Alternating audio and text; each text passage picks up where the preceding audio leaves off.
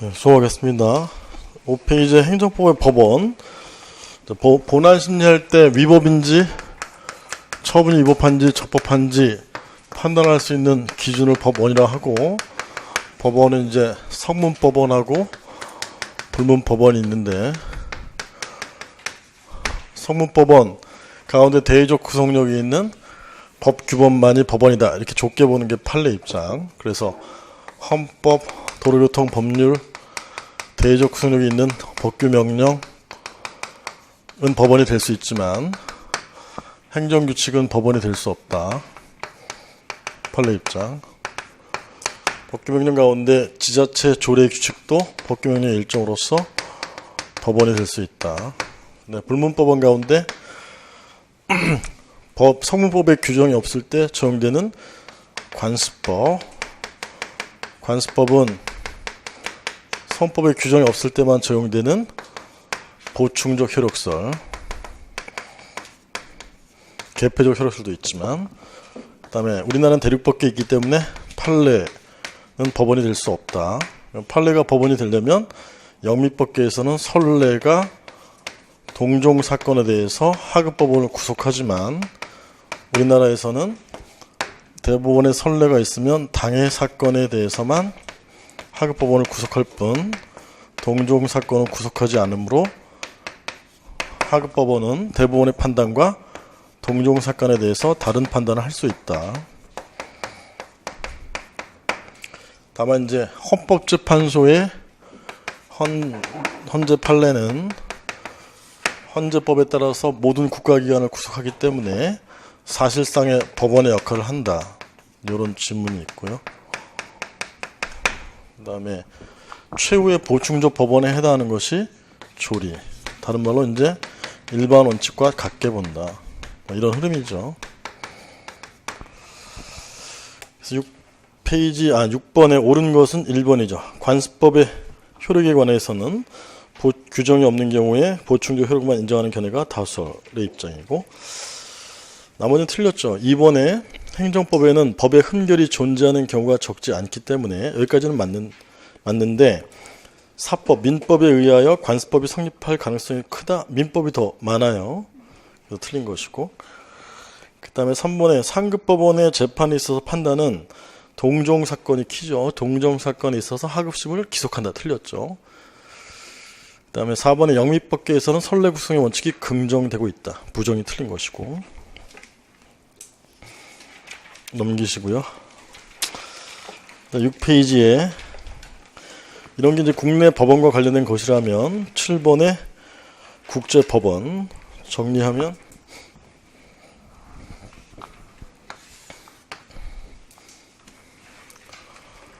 전라북도 도의회에서 국내 우수농산물 사용하는 급식 공급하는 업자에 대해서 우선 대우한다 하는 조례를 통과시켰는데, 이 조례에 근거해서 갑의 경우에 급식 대상자 선정을 하고, 해외에서 농산물을 수입하는 급식업자 을에 대해서는 선정 거부를 했다. 선정 거부당한 을이 거부처분 취소 소송을 들어가서 이 거부처분은 위법하다, 이렇게 논증을 하는 과정. 국내법도 있지만 관계되는 게 이제 국제법, 가트다, 가트. 가트는 헌법 제6조에 따를 때 우리나라가 조약 체결 당사자가 돼서 체결한 국제법에 해당하고, 이것뿐만 아니라 우리나라가 당사자는 아니지만 일반적으로 통용되는 국제 법규가 있다면, 국제 관습법 등이 있다면, 얘들은 국내 법률과 같은 효력이에요, 국내 법과 같은 효력이에요, 국내 법과 같은 효력이다, 이걸로 문제 낸다고 했었죠. 사안은 이제 가트는 이제 국내 행정사건에 관한 것이면 국내법이 될 수 있는데, 국내법이 된다고 할 때 국내법과 국제법을 다른 법 체계다, 이렇게 이해하는 소수견해 있는 이원설에 따르면 가트가 우리나라의 법이 되려면 국회 관여가 있어야 된다. 근데 이건 소수견해고, 다수견해는 국내법이나 국제법이나 같은 헌법 하에서의 법 체계이기 때문에 이론적인 법체계이고 이게 다수월 판례. 다수월 판례에 따르면 국회 관여 등 별도 행위가 없더라도 국내 법이 될 수 있다. 이제 국내법이 되는데 국내 법률 내지는 법규 명령의 효력을 가지는데 이렇게 보는 게 또 다수월.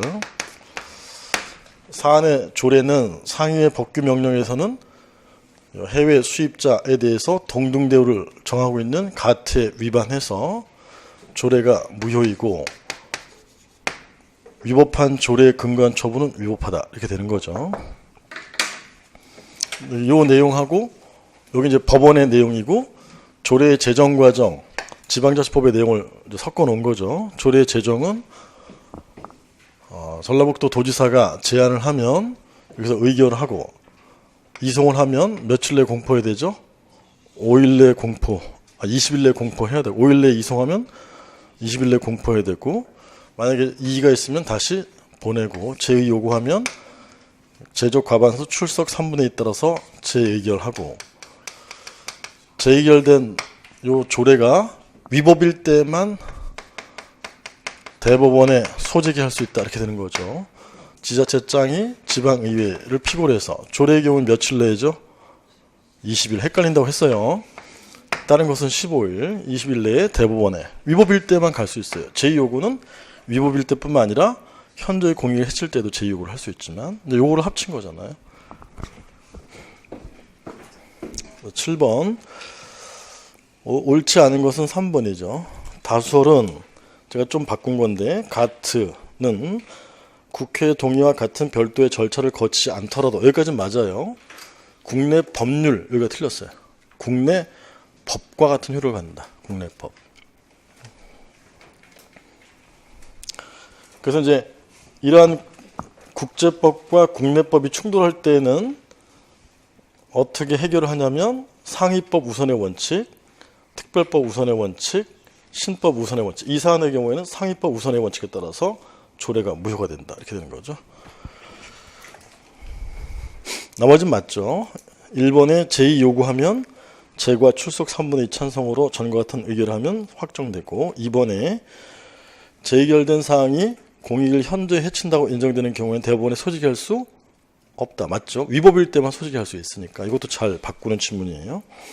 4번에 판례는 위와 같은 조례안이 가트에 위반돼서 효력이 없다. 무효이다. 상위법에 위반하면 법규명령의 하자는 무효밖에 없으니까 효력이 없다. 맞죠? 정확히 이해해 두셔야 돼요. 그 다음에 7페이지 8번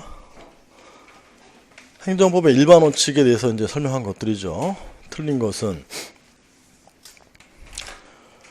3번이죠. 3번. 행정법의 일반 원칙 대부분은 헌법 및 헌법을 지배하는 기본 원리와 유관하죠.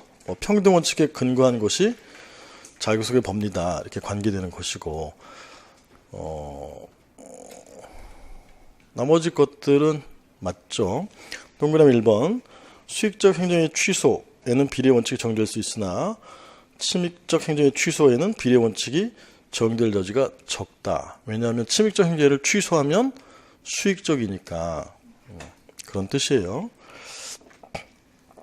동그라미 2번에 부관으로서의 부담을 붙이면 공익 목적이 달성될 수 있음에도 불구하고 그 허가를 거부하는 것은 아예 거부해버리는 것은 비례 원칙에 위반된다. 더 침해를 적게 주는 수단인 부관을 붙일 수가 있는데 아예 거부하는 것은 침해를 많이 주는 수단을 선택한 것이니까 필요 최소 침해 원칙 위반해서 비례 원칙이 위반된다. 요 2번도 좀 어려운 내용이죠.